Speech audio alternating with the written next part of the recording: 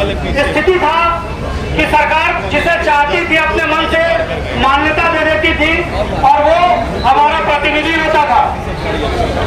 सरकार ने 2 यूनियन रखे थे। पहला जो शुरू से आज 125 साल के भारतीय रेल के इतिहास में AIRF था, और दूसरा सन 63 में जब इंदिरा गांधी को लगा कि श्रमिक जो है वो किसी एक बैनर में जा रहे हैं, सरकार अपनी तरह से अपनी कोई बात नहीं रख पाती है, तो उसने एक नया दलाल खड़ा किया NFIR के रूप में। ये दोनों बाद में चंगू मंगू बन के इकट्ठा हो गए। जब कभी भी मजदूर के संघर्ष की बात होती तो वो एक दूसरे के ऊपर डाल देते कि ये संघर्ष करेगा, ये संघर्ष करेगा। मजदूरों को बाद में आंदोलन रद्द होकर के सुप्रीम कोर्ट जाना पड़ा। सुप्रीम कोर्ट ने यह फैसला दिया कि मजदूर का प्रतिनिधि को चुनने का अधिकार केवल मजदूर को है।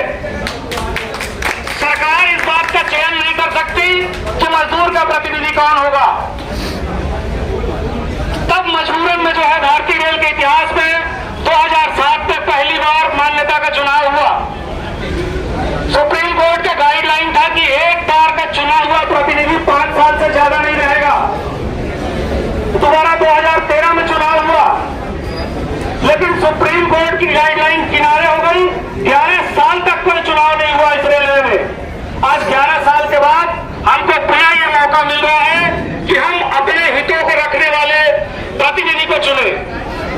साथियों, ये वक्त है जागने का। जो सोया हुआ है, जो बीमार है, जो अपने आप को लाचार समझता है, कोई लाचार नहीं है। आपका एक वोट आपको सबल बनाएगा, एक वोट आपको लड़ने की ताकत देगा।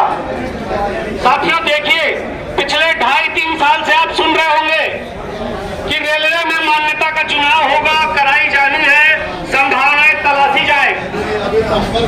हर 6 महीने में ये पत्र आता था, लेकिन कभी उनकी संभावना खत्म नहीं होती थी।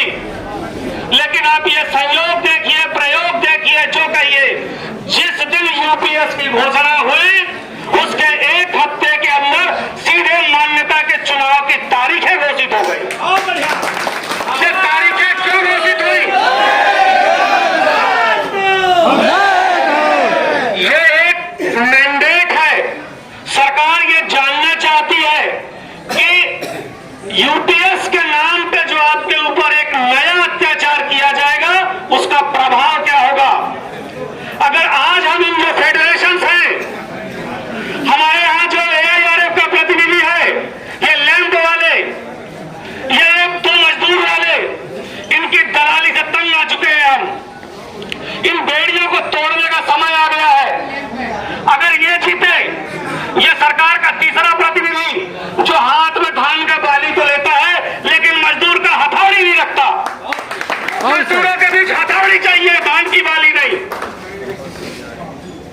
तो ये लोग अगर आते हैं तो सरकार ये समझ जाएगी कि आप यूपीएस के साथ हैं, या आप इतने शोषित हैं, इतने वंचित हैं कि आप प्रतिकार करने की हिम्मत नहीं रखते। तो साथियों, जो नए मेरे भाई हैं वो ये जान जाए कि ये उनके पास पहला और आखिरी मौका है ओपीएस की लड़ाई का। अगर अभी आपने ओपीएस की लड़ाई को सही मुकाम पे नहीं पहुंचाया तो आपको जीवन भर उठने का मौका नहीं मिलेगा। यूपीएस ऐसी आएगी कि ना आप एनपीएस को याद करोगे, ना ओपीएस को याद करोगे, केवल दबे और कुचले रह जाओगे। तो साथियों, ये एक मौका आपके पास है।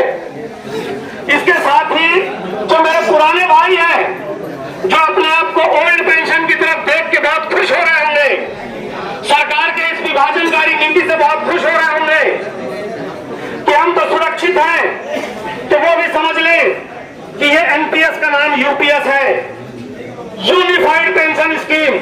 यूनिफाइड कहां से आया मेरे भाई? जब ये एनपीएस वालों के लिए था। यूनिफाइड का मतलब कोई और उसमें है, आपके लिए किसी और के लिए योजना है। भाई तो 2 ही है, एक एनपीएस, एक ओपीएस। तो जब एनपीएस चला गया तो ओपीएस को भी ये यूपीएस में बदल देंगे। समझ जाओ, चेत जाओ, जाग जाओ। साथियों, ये जो प्राइवेटाइजेशन हो रहा है, ये जो आपकी नौकरियां बेची जा रही हैं, ये कैसे बेची जा रही है? क्या किसी सरकार औकात है कि आपकी नौकरी बेच दे? नहीं। एक कुल्हाड़ी तभी पेड़ काटता है जब पेड़ का हिस्सा उस पे लगता है। ये पेड़ के हिस्से के ये जो हथौड़ियां में जो लगे हुए हैं, ये हमारे ये दोनों फेडरेशन है। अब वक्त आ गया है हथौड़ी में से इनके हिस्से को निकाल के फेंकने का, बेड़ियों से आजाद होने का। साथियों, ये हमारे भाई ट्रैकमैन भाई जब रात को पेट्रोलिंग पे जाते थे, दो भाई होते थे, दोनों सरकारी होते थे।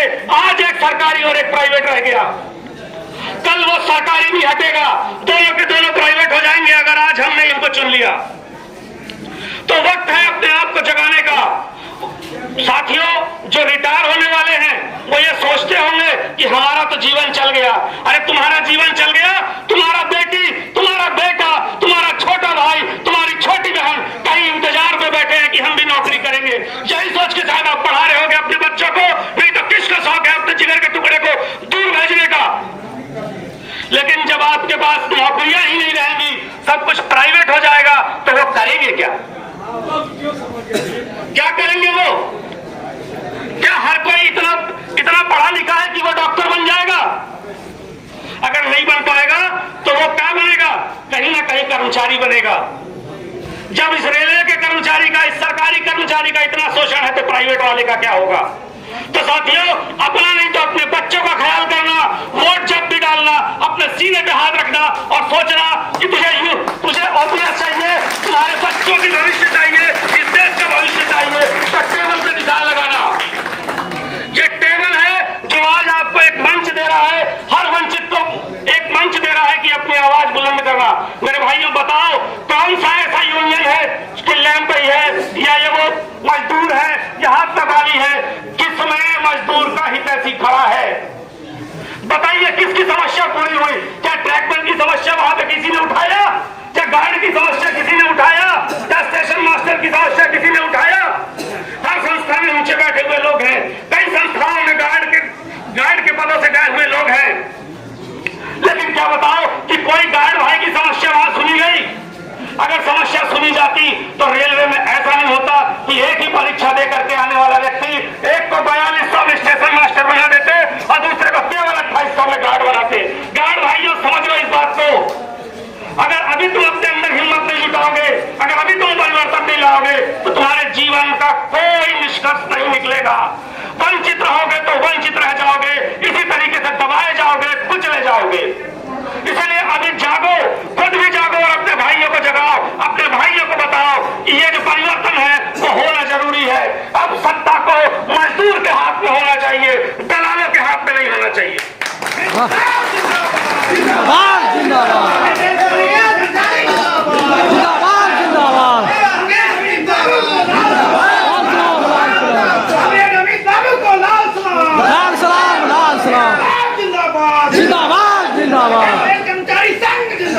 जिंदाबाद जिंदाबाद। इनकी दलाली को समझिए, इनकी दलाली को समझिए। ये ट्रैकमैन भाई इसी जोन में एक डिवीजन में 16 किलोमीटर पेट्रोलिंग करता है, एक डिवीजन में 12 किलोमीटर। ये विभाजन क्यों है? तो कहीं ना कहीं ये दलाल उनसे मिले हैं, सरकार को सहमति देके बैठे हैं कि तुम कुछ भी कर लो, हम इनको बना के रहेंगे, ये 16 किलोमीटर करते रहेंगे। इन बंधन को, इन बेड़ियों को तोड़ना मेरे भाइयों। साथियों, ये बताओ आप कि एक ही काम करके एक व्यक्ति ओल्ड पेंशन में रिटायर होगा और एक ही काम करके एक आदमी न्यू पेंशन में जाएगा, यूपीएस में जाएगा। क्या इस देश में समानता का अधिकार है? ये कहते हैं कि संविधान के अनुसूचित 14 में लिखा हुआ है, अनुच्छेद 14 में लिखा है कि सबको मौलिक अधिकार है, समान रूप से बढ़ने का अधिकार है। अगर समान रूप से बढ़ने का अधिकार है तो 2007 तक एलडीसी होता था, ओपन होता था, हर व्यक्ति हर वर्ग के जो वैकेंसी निकलती थी उसको भाग ले सकता था। आज 2007 के बाद बंद कर दिया। क्या आपके पास समानता रह गई? क्या कोई ट्रैकमैन भाई स्टेशन मास्टर की वैकेंसी भर पाएगा? क्या कोई पोर्टर कभी इंजीनियरिंग विभाग के जेई का भर पाएगा? नहीं भर पाएगा। क्यों नहीं भर पाएगा? बंद कर दिया गया। किसके कहने से बंद किया? इन्हीं फेडरेशनों के सहयोग से बंद हुआ, इन्हीं के हस्ताक्षर से बंद हुआ। हर मजदूर को समान अधिकार है आगे बढ़ने का। जब शिक्षा समान लेके आया है, जब उसके पास पढ़ने का समान अधिकार था, तो फिर उस पर नौकरी में समान अधिकार क्यों नहीं है? क्यों नहीं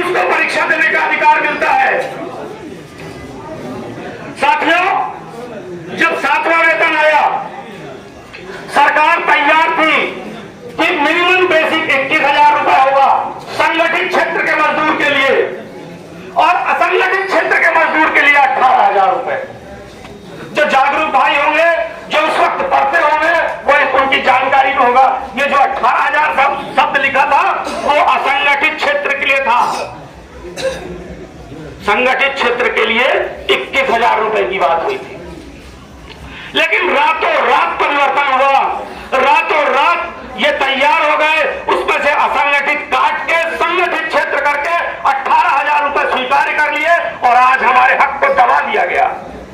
उस वक्त क्यों नहीं जागे ये? आज ये बोलते हैं कि यूपीएस से हम यूपीएस दिला दिया, वो ओपीएस दिलाएंगे। अरे जब हमने यूपीएस मांगा ही नहीं था तो दिलाए क्यों?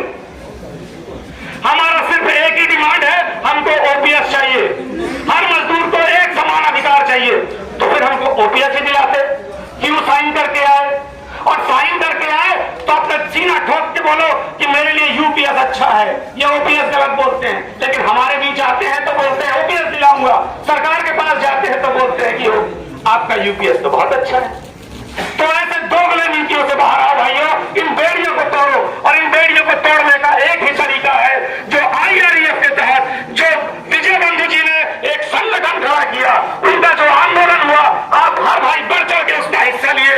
आप भाइयों के बढ़ चढ़ के हिस्सा लेने से सरकार मजबूर हुई एक नई नीति बनाने के लिए। नीति आज भी अस्पष्ट है, सिर्फ नाम दिया है यूपीएस, क्या उसकी कोई फार्मूला आपको दिया नहीं है, सिर्फ मोटी बात, वो भी कहा सिर्फ भाषा में। क्या किसी श्वेत पत्र में लाया गया कि 50% आपको दिया जाएगा? किसी श्वेत पत्र में नहीं है, किसी गजट में नहीं है, सिर्फ बोली में है। और सरकार तो अपनी बोलियों से बदलती रही है, बदलती रही है, इतिहास रहा है। किसान आंदोलन हुआ इस देश में, पहले कृषि कानून आए, जब किसानों ने आंदोलन किया तो उनकी बोली बदली, किसानों के लिए वो वापस हुआ। इसी तरीके से भाइयों, आज अगर ये श्रम आंदोलन होगा तो ये नीति बदलेगी, जो यूपीएस है वो बदलेगा। ये सरकारें कभी भी आपको ओपीएस नहीं देंगी, लेकिन जिस दिन हम एकत्रित हो जाएंगे, जिस दिन हम अपनी ताकत रखेंगे, बदल देंगे इस यूपीएस को ओपीएस पे। साथियों, दम दिखाओ, और ये दम दिखाने का मौका आपके पास है। आपका एक वोट जो है, एक वोट की चोट इस सरकार को हिला देगी। यही वो सरकार देखना चाहती है आप कितने संगठित हैं। मुझे नहीं पता भविष्य क्या होगा, लेकिन इतना पता है कि अगर आप एक वोट टेबल में देंगे, अगर आप एक वोट इस क्रांति को देंगे, इस ओपीएस की लड़ाई को देंगे, तो सरकारें हिलेंगी और आपके ओपीएस की जो डिमांड है वो पूरी होगी।